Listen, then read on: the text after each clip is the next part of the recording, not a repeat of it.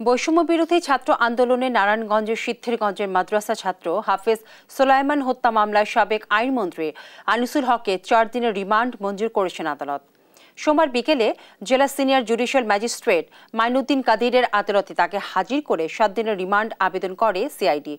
শুনানি শেষে আদালত আনিসুল হককে জিজ্ঞাসাবাদের জন্য 4 দিনের রিমান্ড মঞ্জুর করেন। পরে তাকে এজলাস থেকে বের করার সময় ক্ষুব্ধ আইনজীবী এবং কিছু উত্তেজিত জনতা আনিসুল হককে মারধর করে। এ সময় পুলিশ তাকে নিরাপদ স্থানে সরিয়ে নেয়।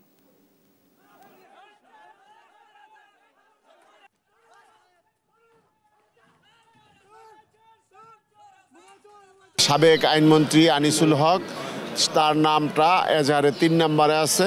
মামলার সুষ্ঠু তদন্তের স্বার্থে এবং মূল রহস্য উদ্ঘাটনের জন্য এই কারা অস্ত্রগুলি সরবরাহ করছে এবং এই কারা হুকুম দিছে এই সকল বিষয় উদ্ঘাটনের জন্য তাকে 4 দিনের পুলিশ রিমান্ড মঞ্জুর করেছে।